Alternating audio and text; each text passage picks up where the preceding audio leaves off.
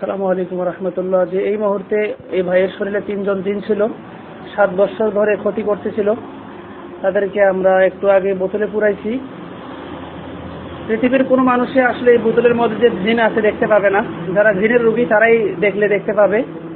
এবং ওনার শরীরে ছিল, উনি এখন জিনের রোগী ছিলেন, উনি দেখতে পাবেন এদেরকে। ফারুক ভাই, এটা বোতলটা নেন তো। এখানে কয়জনকে দেখতে পাচ্ছেন? একটু জোরে বলেন। কয়জন? 3 জন। ছেলে না মেয়ে? কই ওরা? কোথায়? কি করতেছে ওরা? কাঁদতেছে। ওদের সাথে আমি অনেক কথা বলছি। ওরা যাওয়ার ওয়াদা দিছে ঠিক, কিন্তু কথা আমি কিছু জিজ্ঞাসা করছিলাম, ওরা আমাকে ভুল তথ্য দেওয়ার কারণে আমি বুঝতে পারছি ওরা পরবর্তীতে আবার অ্যাটাক করবে। এজন্য আমি বাধ্য হয়ে ওদেরকে বন্দি করছি। 3 জনের নাম ছিল, একজন বৃষ্টি, কোহিনুর, কারিনা। তা আপনি কি ওদেরকে দেখতে পাচ্ছেন? হ্যাঁ,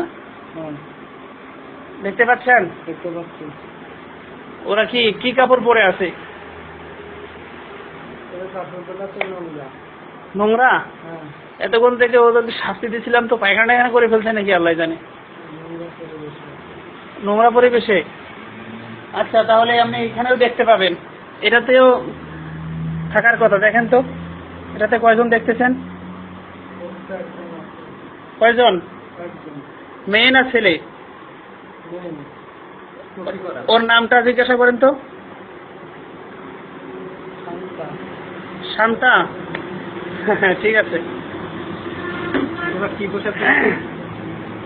আচ্ছা, এর হাতে কিছু আছে কি দেখেন তো। এর হাতে পায়ে কিছু আছে? আচ্ছা, ও কি কিছু বলতে চায় আমার কাছে? তুমি আমার কাছে কিছু বলতে চাও? দেখেন তো আপনি শুনতে পান কিনা। ওকে অনেকদিন হয়ে গেছে বন্দি করে রাখছি।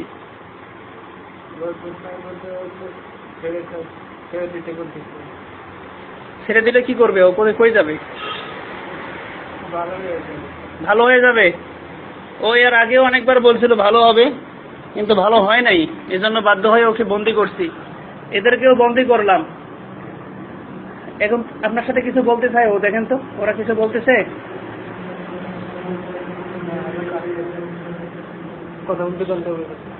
এই তোমরা কথা বলো, কি বলতেছে দেখেন তো আপনার সাথে।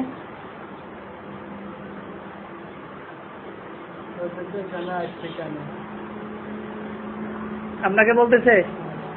আপনি বলেন যে আমি ভালো হওয়ার জন্য আসছি, তোমরা আমাকে এত কষ্ট দাও, আমার বউ চলে গেছে, আমার আব্বা আম্মা ভাই বোন আমার সাথে ভালো ব্যবহার করে না, আমি এই যে আপনার চেহারাটা কি হয়ে গেছে।